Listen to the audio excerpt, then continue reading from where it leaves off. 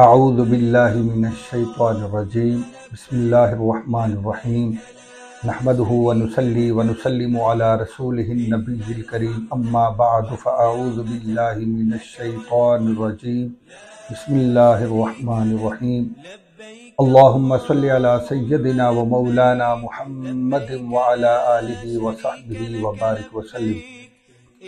معزز ناظرین و سامعین، السلام علیکم ورحمۃ اللہ وبرکاتہ۔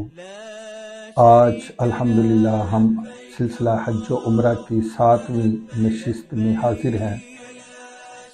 آج کے لیکچر میں انشاءاللہ العزیز ہم نہایت اختصار کے ساتھ حج کے 5 ایام کس طرح بسر کرنے ہیں اس کے متعلق بیان کریں گے۔ 8 ذی الحج کو کون سے امور ادا کرنے ہیں، اسی طرح 9 ذی الحج کو کیا کیا جائے گا، اسی طرح 10، 11 اور 12 ذی الحج کو کون کون سے افعال عازمین حج ادا کریں گے۔ نہایت اختصار کے ساتھ انشاءاللہ العزیز یہ بیان کیا جائے گا، توجہ سے سماعت فرمائیں۔ سب سے پہلے 8 ذی الحج کو وضو کریں، غسل کریں، احرام باندھیں اور حج کی نیت کریں۔ اس کے بعد مسجد الحرام میں تشریف لے آئیں، وہاں نماز فجر ادا کی جائے گی۔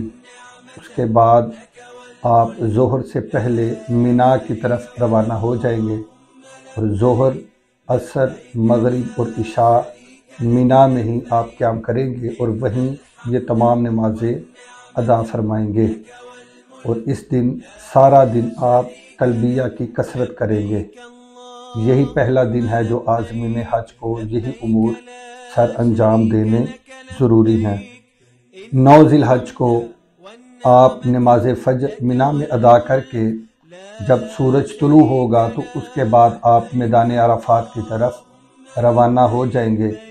میدان عرفات میں ظہر اور عصر اکٹھی امام کے ساتھ ادا کی جائیں گی اور غروب آفتاب تک آپ نے میدان عرفات میں ہی وقوف کرنا ہے، میدان عرفات میں ہی ٹھہریں گے۔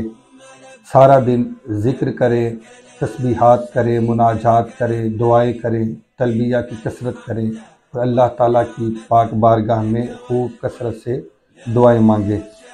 تو مغرب تک میدان عرفات میں وقوف ہوگا۔ یہ حج کا رکن اعظم ہے، وقوف عرفہ یعنی عرفات میں ٹھہرنا، تو یہ حج کا رکن اعظم ہے وقوف عرفہ۔ جو شخص بھی اس دن یا رات کے وقت بھی میدان عرفات میں پہنچنے سے رہ گیا تو اس کا حج ادا نہیں ہوگا، کیونکہ سب سے اہم رکن اور رکن اعظم وقوف عرفہ ہے۔ جو اس دن میدان عرفات میں پہنچنے سے، عرفات کا وقوف کرنے سے رہ گیا تو وہ پھر حج سے بھی رہ گیا۔ پھر اس کے بعد جب غروب آفتاب ہو تو اس کے بعد پھر آپ مزدلفہ روانہ ہو جائیں گے۔ مزدلفہ میں پھر پہنچ کر آپ نماز مغرب اور نماز عشاء اکٹھی عشاء کے وقت میں ادا کریں گے، اور اسی رات آپ 70 کنکریاں رمی کے لیے بھی اکٹھی کریں گے مزدلفہ سے، اور ساری رات مزدلفہ میں ہی قیام کریں گے۔ تو یہ آج حج کا دوسرا دن بھی مکمل ہوا۔ 10 ذی الحج حج کا تیسرا دن، اس دن آپ رات چونکہ آپ نے مزدلفہ میں قیام کیا، کھلے آسمان تلے رات بسر کی، نماز فجر آپ مزدلفہ میں ہی امام کے ساتھ ادا کریں گے۔ اگر ممکن نہ ہو تو پھر آپ انفرادی نماز بھی ادا کر سکتے ہیں۔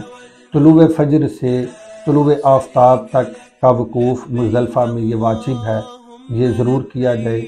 بعض احباب رات کے وقت ہی مینا میں جانا شروع کر دیتے ہیں، تو آپ ایسی غلطی نہ کیجیے، بلکہ طلوع فجر سے طلوع آفتاب تک کا وقوف مزدلفہ میں یہ واجب ہے۔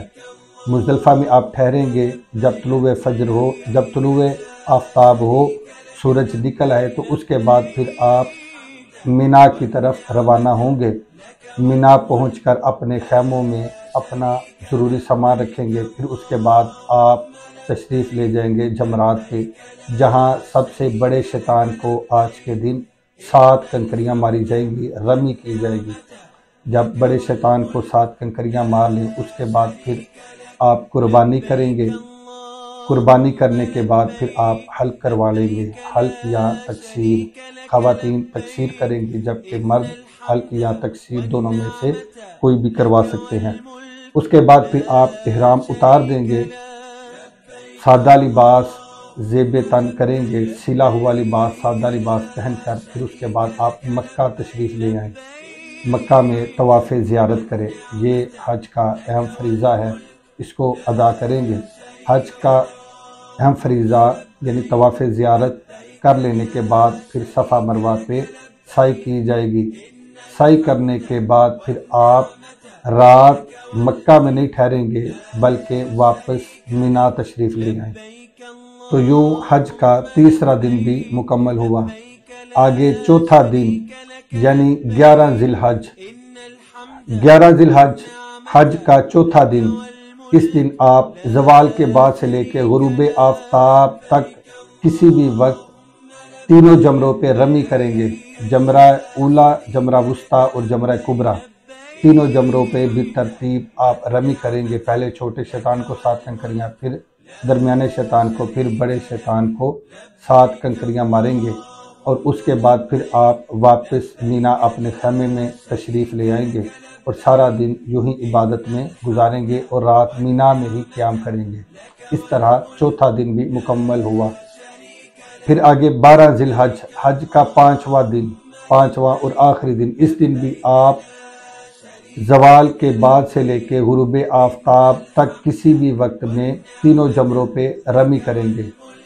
رمی کرنے کے بعد پھر آپ غروب آفتاب سے پہلے آپ واپس مکہ تشریف لے آئیں، اور اس کے بعد آپ طواف وداع کریں گے۔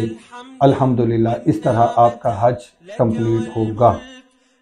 یہاں ایک ضروری مسئلہ یہ بھی ہے کہ جو شخص 12 ذی الحج کو غروب آفتاب سے پہلے مینا سے نہ نکل سکے، کسی وجہ سے لیٹ ہو جائے، تو اس کے لیے ضروری ہے کہ وہ پھر رات مینا میں قیام کرے اور اگلے دن یعنی 13 ذی الحج کو بھی تینوں جمروں پہ رمی کرے، کہ اس دن کی رمی کرنا بھی سنت ہے۔